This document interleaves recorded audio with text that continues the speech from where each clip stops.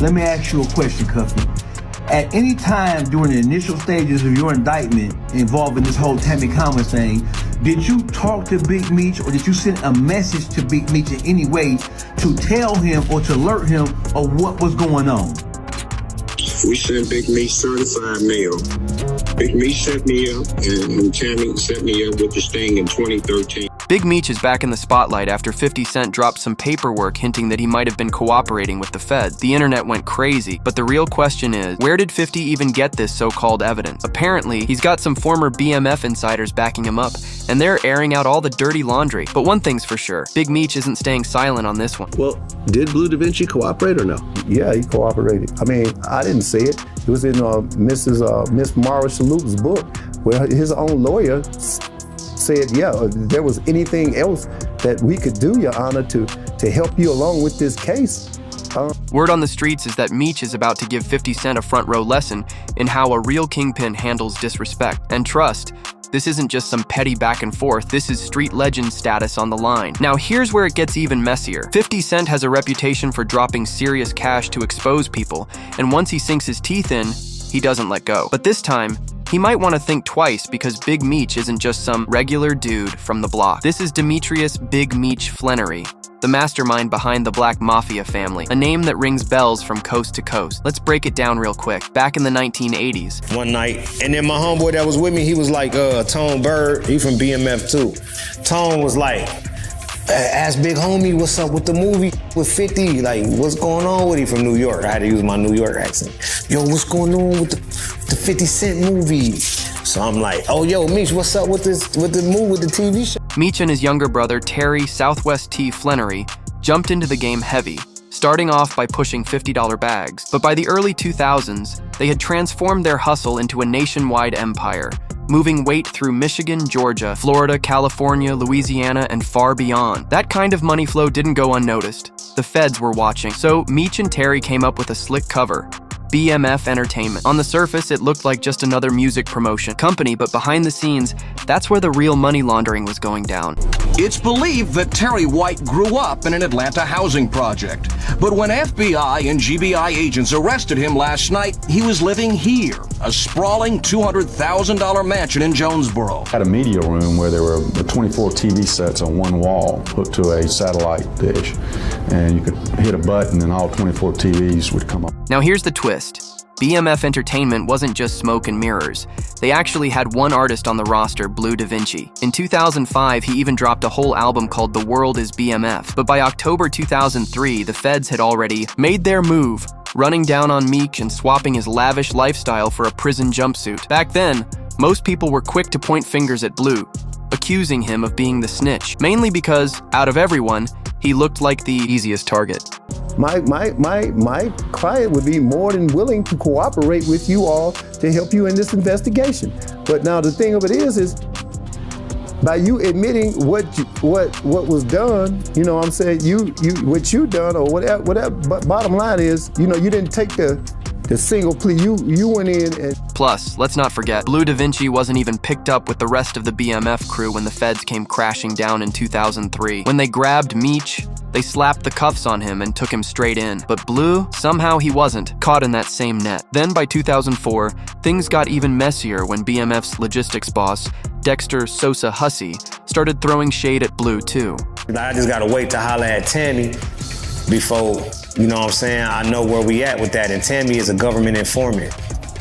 So when he said that, I was like, Tammy? What you mean, Tammy? Like, nigga, you ain't heard what's going on with her? Sosa wasn't just talking in the streets, he was putting it on record in court. See, Blue showed up with his lawyer, and that's when things took a turn. His lawyer straight up told the judge, Your Honor, I did forget to mention something. Earlier, you asked which defendants tried to cooperate, and Mr. McKnight, that's Blue, was one of the people who attempted to work with the government. They debriefed him, but it turned out he didn't really have any useful information on the other defendants. Was giving them information on that they already had and thought it was cool, but you still, you know, that was part of that. You just confirmed other shit that the other CIs just done told. And here's where things take a wild turn.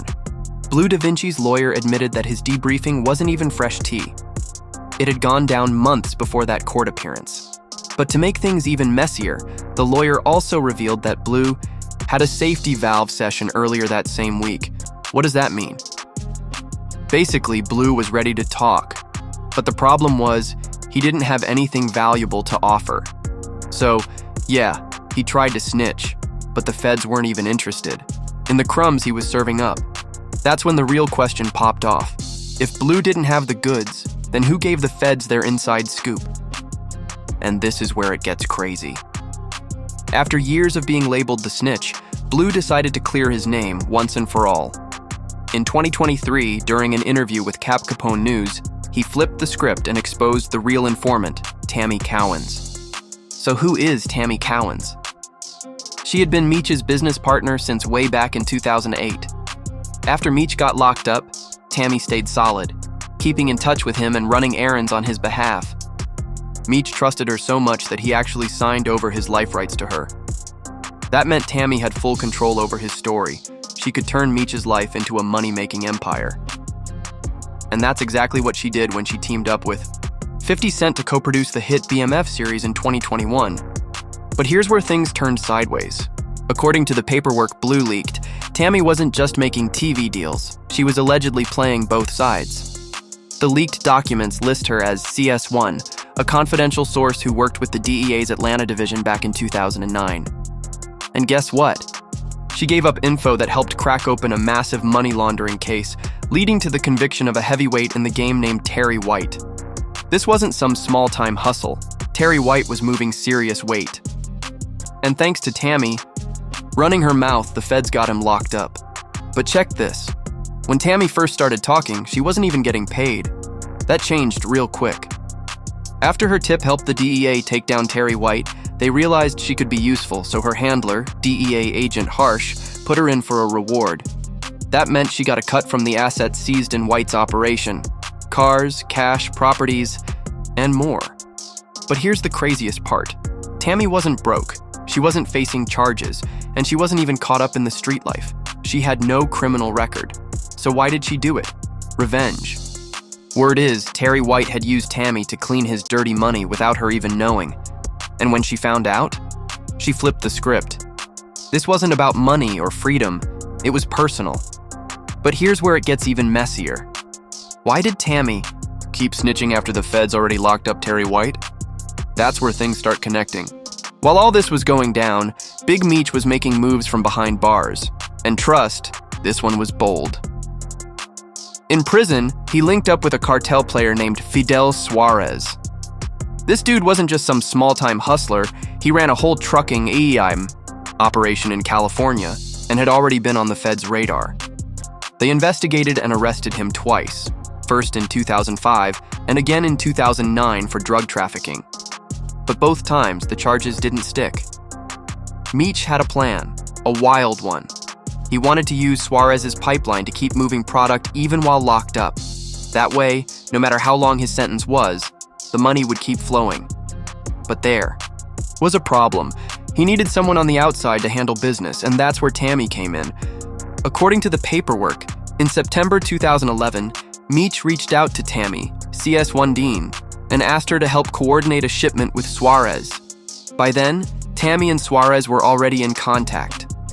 Court records show Suarez had reached out to Tammy just to check in on Meech, but that call kicked off something much bigger. With Tammy now plugged in, Meech made her the middlewoman, connecting Suarez with his longtime associate, Dion Cuffy Gatling. Cuffy wasn't just any dealer. He ran the Gatling Trafficking Organization, a crew responsible for flooding the streets of St. Louis with product from 2009 to 2014. Together, Meech, Suarez, and Cuffy were setting up a major operation. But there was one problem. They had a snake in the garden. Tammy was secretly feeding everything back to the feds the whole time. Thanks to her reports, law enforcement gathered enough dirt to take Cuffy down. On March 13, 2014, they arrested him, and he was later sentenced to 27 years for drug trafficking and ordering a hit that took someone's life. But here's the real head-scratcher. Meech never caught a single charge for setting up the whole operation. And that got everybody asking the same question. How did Meech dodge an indictment when his hands were all over the deal? It's crystal clear the feds knew exactly what was happening. But here's the twist. Tammy lied to protect Meech. When questioned in court, She was asked directly about paragraph 8 of the report, which stated that CS1 told investigators Meech had coordinated drug shipments between Suarez and Cuffey. When they pressed her on it, Tammy denied it, twice. She covered for Meech without hesitation. But after that, the feds put a red flag on her name. They realized she couldn't be trusted anymore. And just when you thought it couldn't get messier, turns out Tammy wasn't just tangled up in the case. She was also sleeping with one of the DEA agents working the investigation. That little fling ended up compromising the entire case. Tammy was playing every angle like a chess master, but eventually it all started crashing down on her. By March 2015, things took a turn when Tammy discovered a suppression motion filed by Cuffey's legal team. That motion was a huge problem. It could expose her identity as the confidential source. And once Tammy realized her name might get out, panic hit hard, and for good reason. Cuffey wasn't just any dealer, he had a history.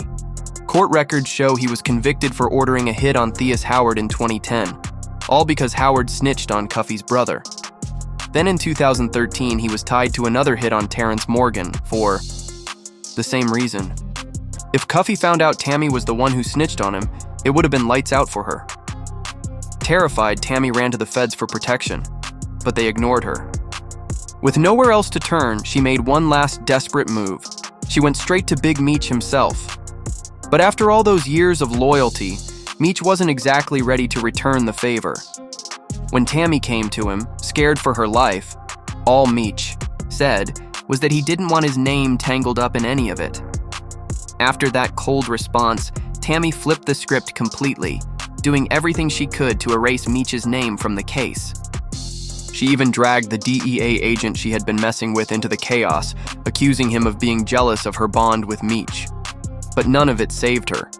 Once Cuffey got locked up, it didn't take him long to figure out who snitched. And when he did, it was game over. He filed for a Franks hearing, forcing all the government agents and informants, including Tammy, to face him in court. Fast forward to 2024, Blue Da Vinci sat down for another Cap Capone news interview, but this time he had backup. Cuffey himself called in from prison, ready to air it all out, and he didn't hold back.